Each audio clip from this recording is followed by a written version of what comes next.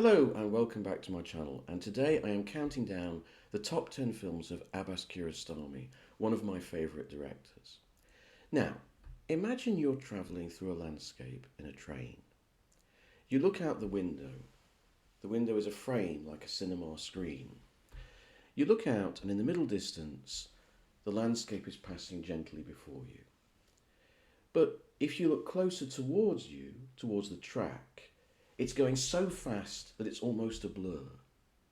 If you look beyond the middle distance to the horizon, it moves slowly, almost not changing for minutes on end. So there's some mountains or water in the background. The three planes travel at different speeds to each other, and your eye flicks between them. Then your eye might flick, it might sort of change focus to the image of yourself in the mirror, right? So you look out, but then you look in at yourself. This is parallax plotting, and this is how Abbas Kiarostami's films work. He is a demonstrator of what you might call parallax plotting. So to give you an example, in his film Close Up, which he made in 1990, this film was inspired by a true life incident when a working class man in Tehran imitated a major filmmaker called Mohsen McMalboff, a real-life filmmaker, to a wealthy middle-class family. And this middle-class family took him in and became friendly with him. Then they found out he was a fraud and shopped him to the police. Kiarostami read about this incident in the papers, and he did an extraordinary thing. He went to the authorities and he said, "Look, I'm interested in making a film about this guy. Will you let me into the actual trial, the judgment, so that I can speak to him and interview him as the trial is going on?" And they said yes, amazingly. And the whole film is built around this footage. This is the spine of the film. This courtroom examination where Kiarostami is actually there, and he sometimes puts questions to the man. Throughout the film, though, Kiarostami does flashbacks to the actual incident, which he recreates with the people involved. The actual man under suspicion and the actual family he duped, they become the actors. So our focus keeps changing between the trial and the activities. But within that, our focus also keeps changing. So that, for example, Kiarostami is filming in the trial. He's filming the cross-examination, and suddenly a woman gets up at the back and starts walking away, presumably to the toilet or the restroom, and his camera tracks her. He racks focus. Suddenly he's more interested in that. Then he'll come back to the man. Then he'll go back to the reconstruction. In the early part of the film starts with some journalists and some soldiers stroke policemen travelling to where the man is. They're going to arrest him. They get out of the car and two men start a conversation. During the course of the conversation, one of them kicks an aerosol can, and the aerosol can starts rolling down the road. The camera follows it in one long shot for over a minute. Then we rack back to the men's conversation, and the aerosol can is kicked again, and we watch it go rolling, rolling, rolling to the end of the street. As that traveller in the train carriage, our focus keeps going back and forth between the main story, the middle ground landscape, activities further close to us, like this rolling tin can or a woman getting up to go to the toilet. In the background is the idea of looking at modern Tehran and this society that these people are part of, the wider sort of social factors of him being working class and then being middle class, etc. And then there is the look in the reflection in the window, which is Kiarostami's reflection on cinema and creativity. How this man, this dupe, this criminal, is actually in a way a creative person, a director in the making, but without the ability, he hasn't got the resources or the money to become a director, but he has the mindset of a director. And so the whole film is a reflection on cinema. That's how Kiarostami's cinema works. So I'm now going to look at my top 10 films. I have only picked films from 1987 onwards, from Where is the Friend's House onwards. I've seen pretty much all of Kiarostami's films before that point. He started working in the early 1970s. I think his first film was in 1969, actually. And those films are beautiful, but unfortunately, I don't own them on Blu ray and DVD. So I've only been able to see them once or twice. I don't really know them very well. So I didn't really feel I could rank them properly. I can strongly advise his first feature film, The Traveller, which is a gorgeous film about two boys who want to go and see a major football match in Tehran. It's a very, very beautiful film. And some of his early shorts, like The Chorus, Orderly and Disorderly, are superb. But I'm just ranking films from 1987 onwards. Now, my 10th film is probably the best exemplar of parallax plotting in the whole of Kiarostami's oeuvre. It's an extremely complicated film, and it's called Through the Olive Trees. It may, in some ways, be Kiarostami's most complex film. It's also his most difficult to like, and I think you'll see why as I go through it. But to not include it in the top 10 of his films would be ridiculous, because it's such an important movie for understanding him as a director.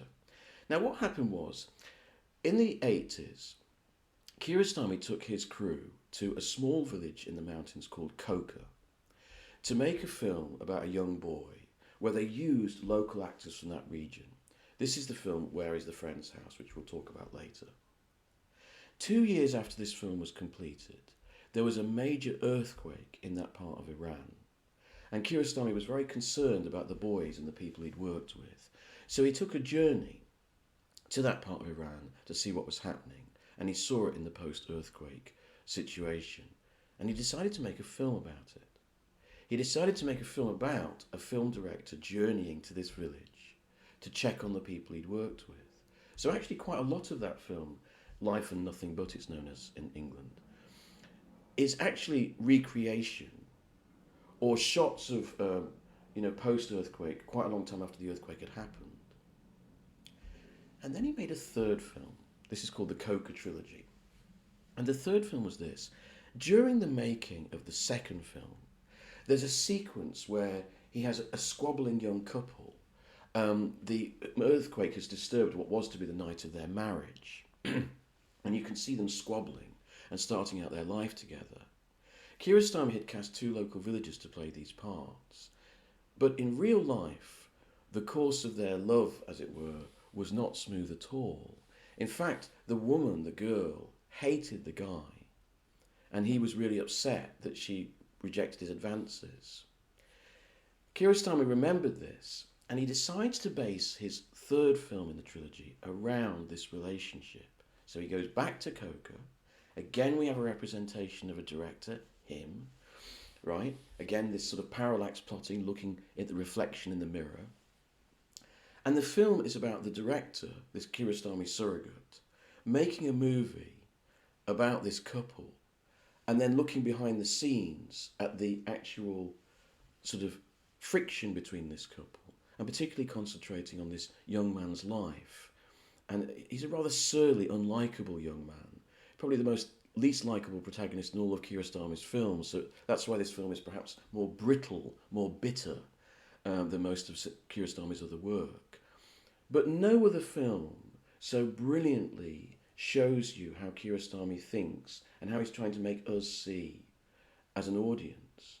So we're concentrating on this guy's life and his feelings about this girl, but constantly we're looking at how he's press-ganged really into this situation by this director, like Kiarostami, in this world of film. So it's very self-conscious, right? So we can never just stay with his story. We keep pulling back and looking at the wider picture of someone making a film.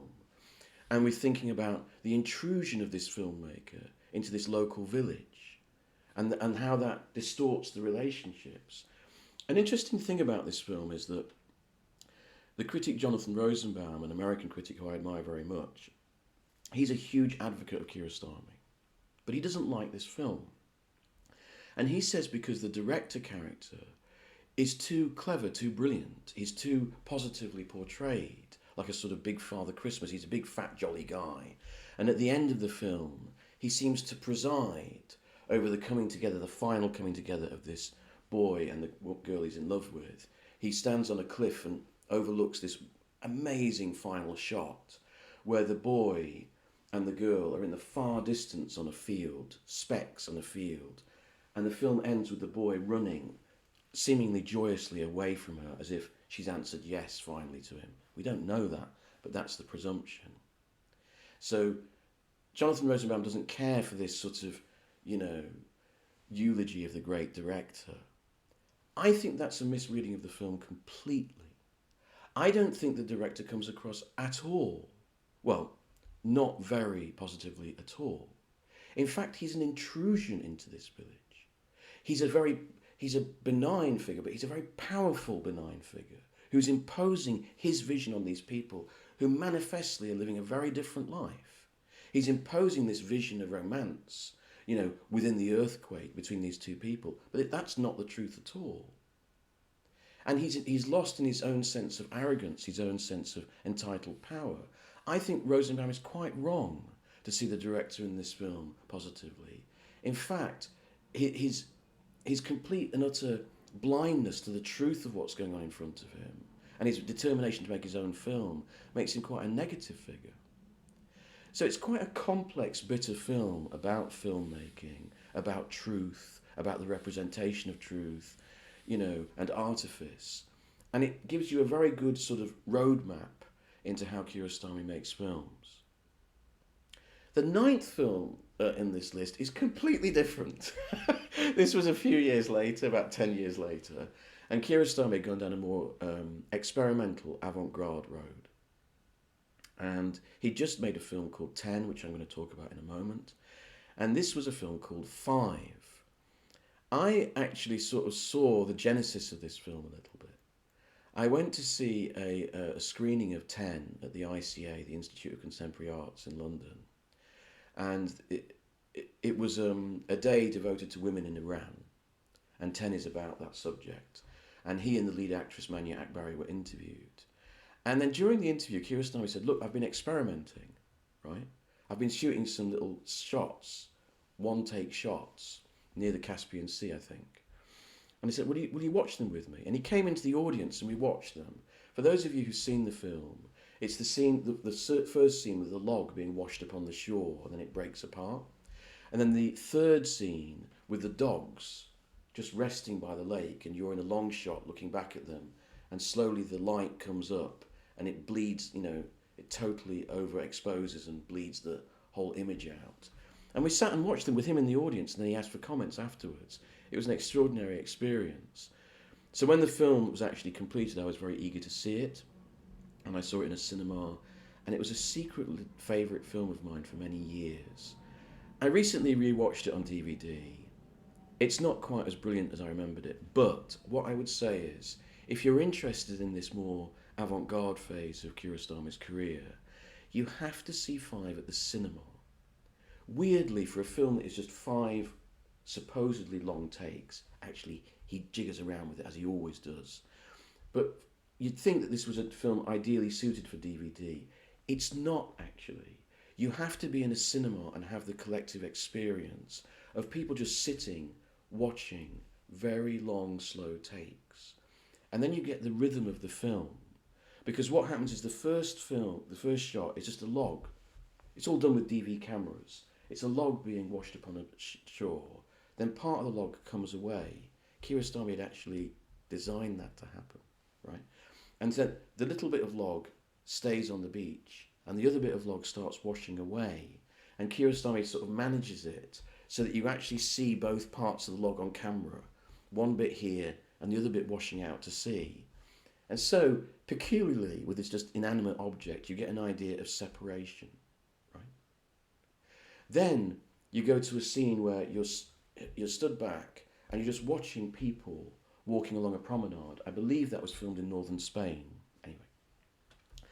And at one point, this old bloke and a group of his mates get together and they're chatting and they're there, and we can't hear what they're saying. We're separated.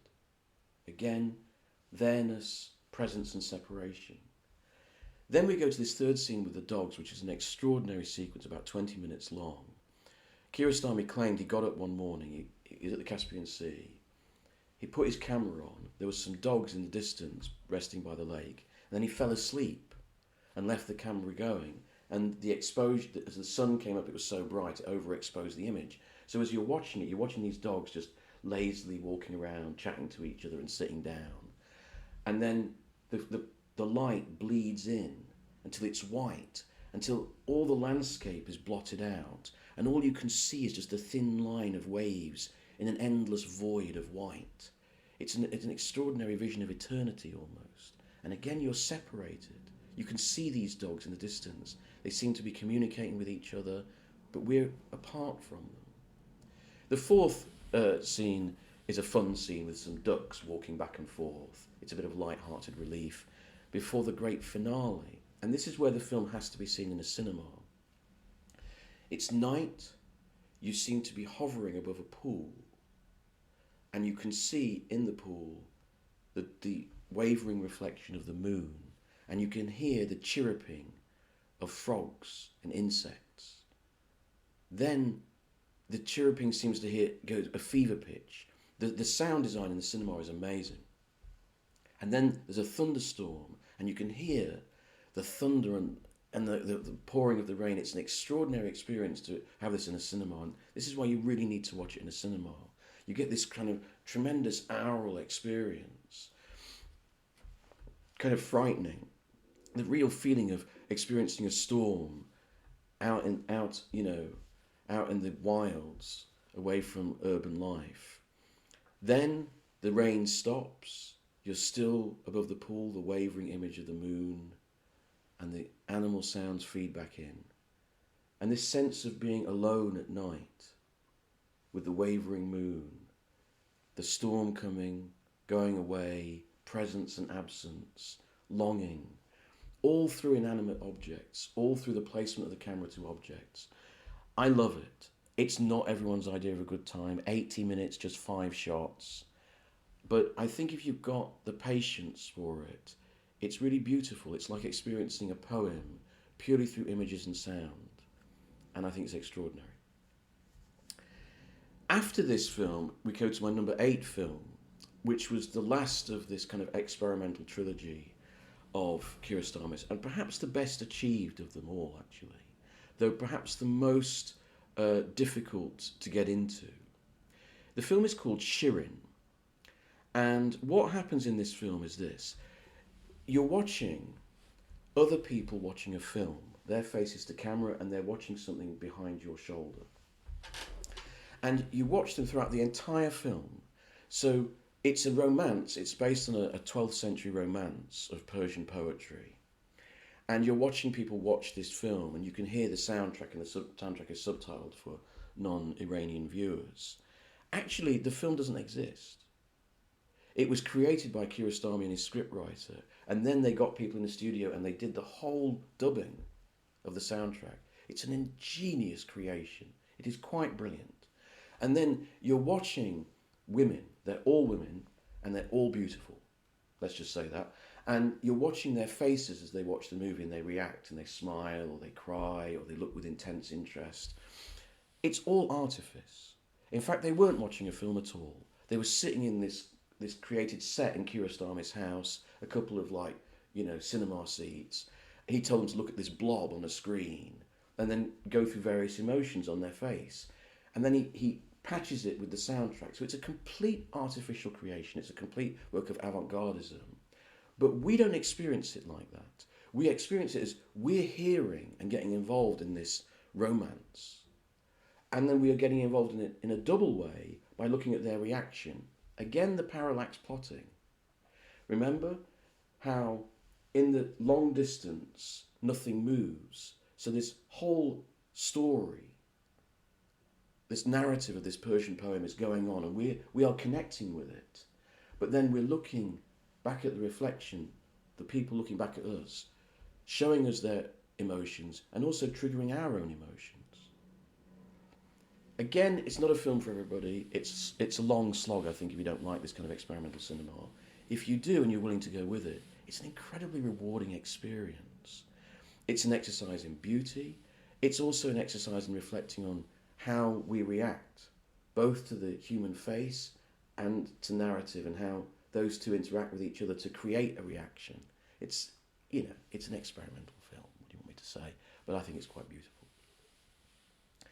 Number 7, The Wind Will Carry Us. Now, many people regard this as Kiarostami's best film, And I think that this was the film he made before he made the experimental trilogy, and it's the acme of what you might call the traditional standard fiction art house feature in his work. It's the most developed and most mature of those films, I think. The storyline is fascinating. It's about a director, another Kiarostami surrogate, a very similar person to Kiarostami, of the same class. And he takes a documentary group to a small village up in the mountains. And for the film to work, you shouldn't really know why they're there. But I'll tell you. They're there because someone has died, and there is a ritual in the village that the women cut themselves in grief. And they want to witness this, and they want to film it. They don't tell the villagers that's why they're there, but that's what they want to do. So they're sort of acting a bit, a bit meanly. It's a bit their presence there is not nice. It's not benign. The whole film is about this director trying to capture this moment. And he keeps having problems. His mobile phone keeps going out, so he has to keep driving up to the top of this mountain to get his mobile phone to work, and he has to talk to his producer and all this. And slowly but surely, he's coming to terms with the reality of what he's doing and how mean-spirited and scurrilous it is. He's one of Kiarostami's most complex characters because he's not entirely likable. There's a very creepy, eerie scene where the title of the film comes from. It's a line from a Persian poem. And he's sort of trying to seduce this young girl who is milking a cow in the dark of a cave. It is one of the eeriest, most surreal scenes in film, and it stays with you. It's a brilliant film. I think you could argue, that perhaps Kiarostami's most composed, most confident piece of filmmaking. I just happen to prefer to be more interested in 6 other films which I'm going to mention, but I can't recommend it highly enough. It's a very intelligent, very troubling film. At number 6 is a film called 10. Now, I've discussed this film in another video in which I also discussed the controversy that's arisen around this film. It's the first of Kiarostami's experimental trilogy, and he made it in concert with Manya Akbari, who was an actress and filmmaker in her own right. She now claims the film was her idea and that Kiarostami sort of nicked it. She also claims that Kiarostami sexually assaulted her during the making of it and afterwards during the publicity of it. Anyway, the film is, I think, quite brilliant and underrated amongst Kiarostami's oeuvre. What it is, it's 10 scenes, and all of them are filmed the same way. Two DV cameras were placed on a car, one on the driver, one on the passenger. Manya Akbari was driving the car. She's always one of the protagonists, and she drives the car around Tehran with various different passengers. One is her son, one is a prostitute she gives a lift to, one is an old lady she gives a lift to a shrine, etc., etc. One is a friend who's struggling with her boyfriend, etc., etc. And Kiarostami edits the footage purely from these 2 DV cameras. So there was no director, no crew around the actors. It was only the 2 of them in the car. And it's very raw. It's a complete change from the cinema up to that point, up to the Windwall Carriers. And it's a brilliant examination of a young, intelligent, independent, creative woman struggling with, the patriarchal society of Iran. It's about the place of women in Iran, and I think it treats that subject brilliantly. It's funny and strange and confrontational. Akbari is extraordinary in it. She wears dark sunglasses almost all the way through, yet somehow she communicates all her fierceness and pride. I absolutely love this film. It moves me so much. I mean, the scene where her friend reveals that she's shaved her head, in anger at what her boyfriend leaving her, is it's a great rebellious moment of cinema, because it spits in the face of the censorship rule about women having to wear a chador or veil when they're being filmed in public. And so to get round that, she shaved her hair off, and then she pulls it down. and you see Mani Akbari's hand come along and caress her. Very moving moment. It's a great film. I'm sad that this controversy around Kiarostami may mean that that film is pulled and not seen now at cinemas, because it really is a masterpiece. The fifth film on this list is another film that I've discussed in a video, so I won't take too much time over it. It's called Certified Copy. This was the first film Kiarostami made after the experimental trilogy, and he moved away from Iran. He made 2 films outside Iran before he died. This was one that he made in Italy with Juliette Binoche and a British opera singer. And he also made Like Someone in Love in Japan, which is not on this list. But you know what? It's a very underrated film if you get a chance to see it. It's well worth watching. It's an unusual kind of shaggy dog story that's brilliantly filmed. Kind of jagged, sort of nasty little piece, but it's good fun. But Certified Copy is an extraordinarily weird, beguiling film. It stars Juliette Binoche, and at the start of the film, she goes to see this English historian, this archaeologist, who's made a book. He's written a book called Certified Copy about copies and fakes in art and their worth relative to the originals. And she seems to find him attractive, so she invites him on a date, and they go on a drive. And going back to what I was saying about parallax plotting, the way that this is filmed, she's driving a car, we're looking through the windscreen, but instead of seeing the 2 characters clearly, Kiarostami keeps it so that the reflections of the buildings they're driving under are on the windscreens. So we're constantly being pushed towards and away from the characters, like looking through that window, looking out, looking back in. Anyway, so she takes him on a date, takes him to a local village to show him the sights. But then things seem to change. They seem to squabble and argue like a couple who've known each other for a while. They go for a coffee. He tries to tell her an anecdote, makes a bit of a fool of himself, goes outside to answer a mobile call. When he comes back in, suddenly they're a squabbling couple who've known each other for ages and are very bitter. Then they seem to return to a place where they had their, engagement, their sort of, maybe their honeymoon or their engagement ideal, and they go back to the bedroom where they made love, and he's sort of uncomfortable. The whole film is uncomfortable. And what it really is, it's the portrayal of a relationship over the course of one day, from meeting to getting to know each other and falling in love, to having that first row, to having the bitterness, and then the falling out, and then the rapprochement. And it could be, and in anyone else's hands, that would have been a rather trite idea. In Kiarostami's hands, it's extraordinary. It just teeters on the brink of being uncomfortable and falling apart, and that's what makes it good. If it had been too smooth, it wouldn't be a film that gets under your skin in the way it does. It's all again about how Kiarostami frames things. So there's one scene where they go into this wedding chamber. It's kind of a famous wedding chamber in the local area, and there's this tree that grows inside, and you touch it, and it gives you a good look, and all that sort of stuff. And Juliette Binoche goes in to the cave to see the wedded couples and to share their moment, and he stays outside sitting on this seat. So you're seeing him here, and in the long distance, the cave. And then when the camera cuts back, you see that there's actually a wedded couple waiting to go in.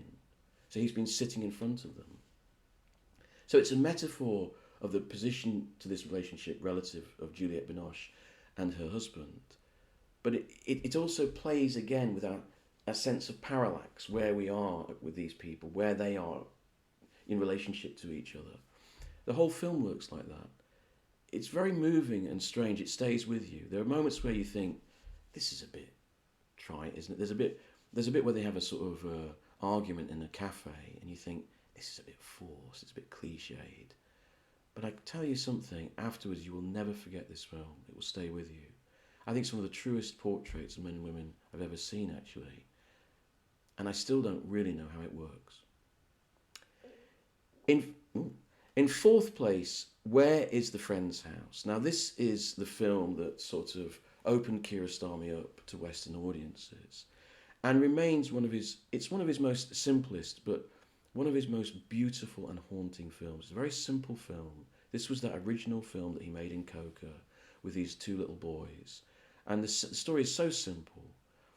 A boy takes home the wrong homework book by mistake, and he realizes that his friend, the book, whose book he's taken, will get into trouble the following morning if he doesn't get this book back to him.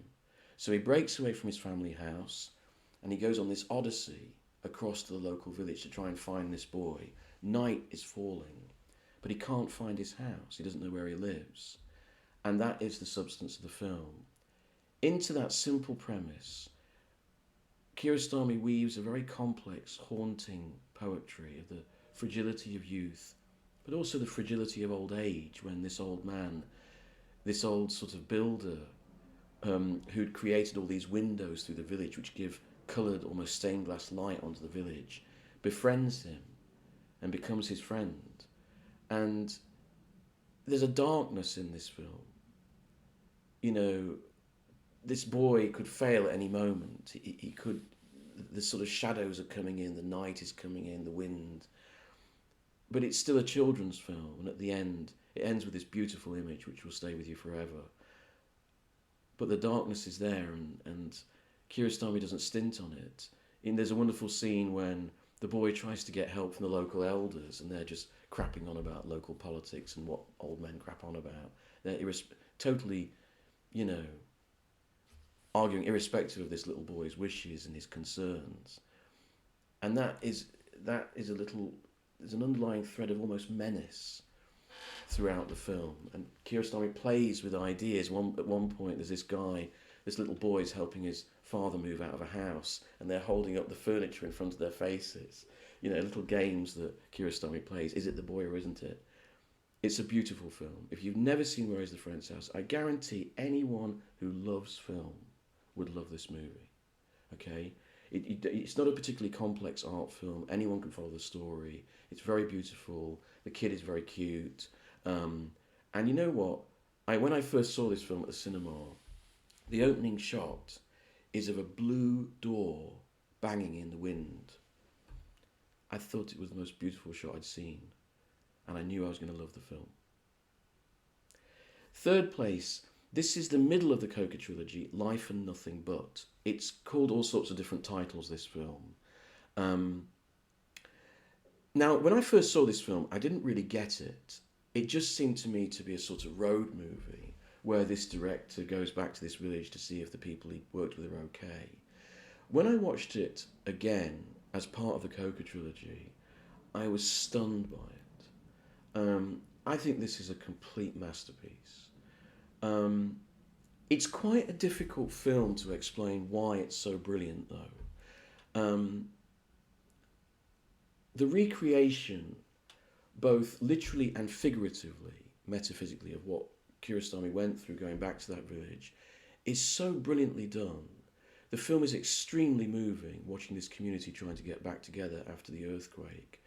But it's also an intelligent commentary on an outsider looking at this, both out of interest, cold interest, but also the interest of human interest of what these people are doing. And the film is not in any way pessimistic. In fact, it's full of people rising up against adversity with hope and community and unity. And it's about this director sort of discovering the quality of that unity for himself and in his own actions. I love the scenes at the end when he comes across the lads and they're, in tents, and they want to watch the football match that's happening that night, the international football match, and they set up a little antennae to watch it. And the film ends with a long shot scene of a car going uphill, and I won't spoil it, but the image just stays with you, and it's that simple grace, which is what Kiarostami does best, and it appears in all of his films. So that for all the sort of cynicism and bitterness and cleverness with parallax plotting, there is a simple common sense grace and beauty that ultimately comes out of them. I discussed the film Close Up at the beginning of this video. This is my second place. I can never tell whether this or Taste of Cherry is my favourite. I've put it second. It's so brilliant, Close Up. One of the films of my life. I remember going to see this for the first time. I tried to persuade my work colleagues that they should go and see a film by this guy Kiarostami. He's amazing. You'll love it. So we went into the NFT 2, National Film Theatre 2, which is a very sweaty cinema. It's not very well air conditioned. It was June, I remember, and it was a packed house, and so all my colleagues were sort of sitting behind me, a few of us on this row in front, and I was sweating. And the film starts, and as I said, it starts with these guys talking, and then one of them kicks an aerosol can down the road, and it goes for ages, and I'm thinking, oh my God. And then it goes back to the conversation, and then the guy kicks the aerosol can again, and it goes, and I am starting to sweat, thinking what all the other people are thinking of this movie.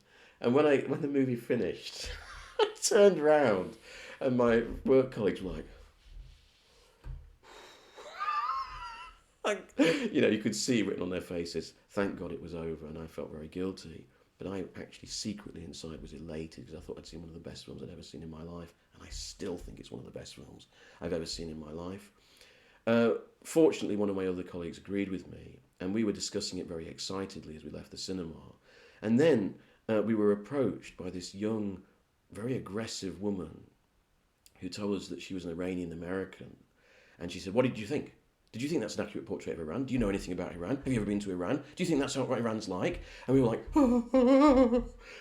I'm sorry. I'm sorry for everything we've ever done ever. So it was quite a memorable screening. I've spoken about this film many times on my channel, so I don't think I need to go into it too much. All I want to say is that it is a masterpiece and one of the great films about creativity.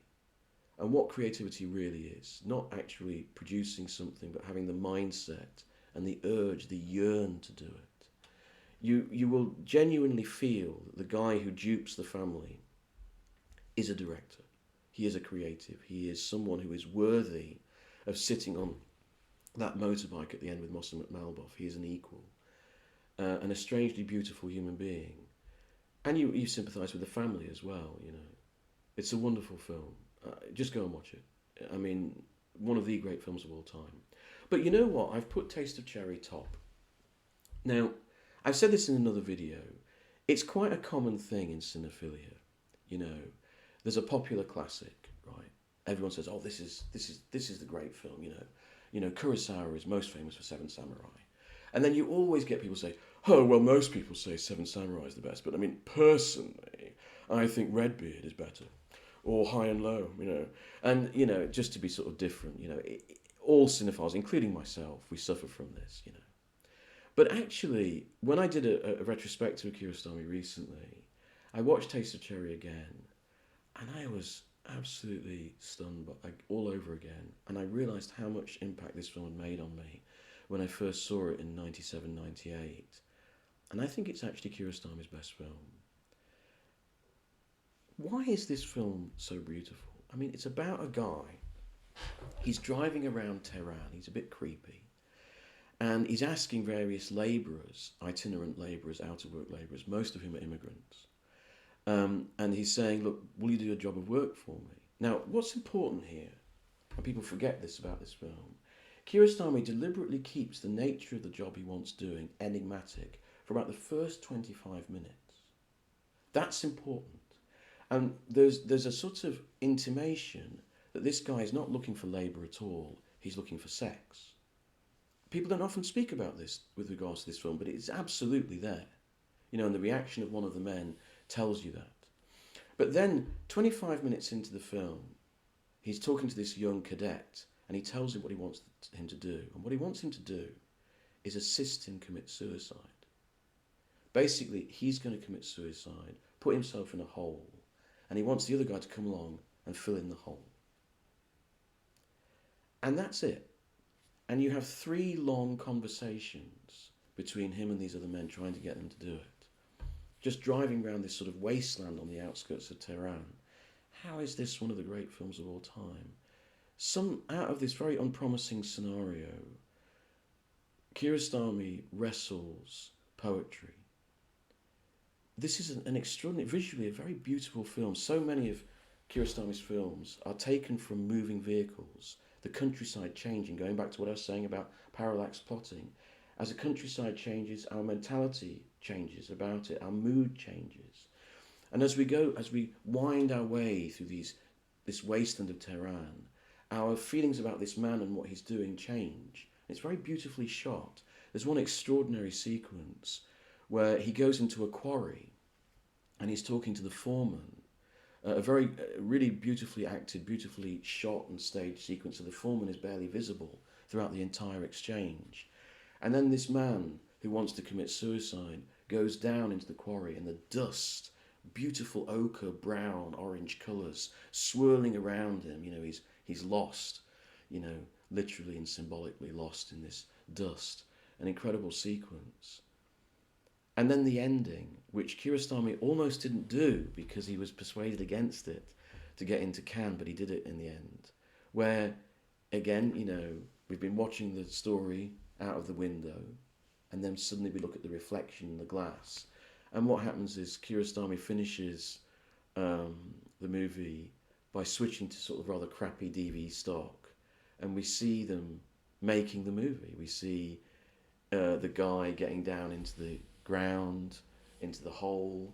We see some soldiers that Kiarostami recruited as extras messing around, and on the soundtrack is a jazz blues song. And we've pulled back to look at our image in the glass. In a way, it's Kiarostami's answer to what's gone before. You know, this man has reached a point of despair. And in a way, what Kiarostami does sort of symbolically is to take a step back and say, well, look, this is the reality. You know, you've got yourself into such a position of despair that you can't see the truth. So he shows the truth, which is that this is a film. It's a fake, it's an artifice, right? And in a sense, that's a kind of visual, sort of avant-garde representation of the folk wisdom of the man who does agree to help him, but tries to sort of jolly him out of it. It's an incredible film. I don't think you can really properly define why this film has such an impact, but I actually think it's Kiarostami's most poetic film, his most moving, and it's the one that gets most under your skin. I love this director so much. I'd like to talk about all his films. As I say, I'm sorry that I missed the 1970s and early 1980s films because they really are brilliant. I'm sorry I missed out Like Someone in Love, which is a great last completed film. He went on to make 24 Frames after that, and that was completed by his son, I believe. He's always a great filmmaker, Kiarostami, fascinating. There's a feature film he made called The Report, which everyone decides to ignore, which was a very bitter film based around his divorce. But again, a very interesting film if you can find it. I would love to hear your thoughts on this director and what your own ranking is. Are there any films I've underrated? Let me know. And if you like my content, please like and subscribe.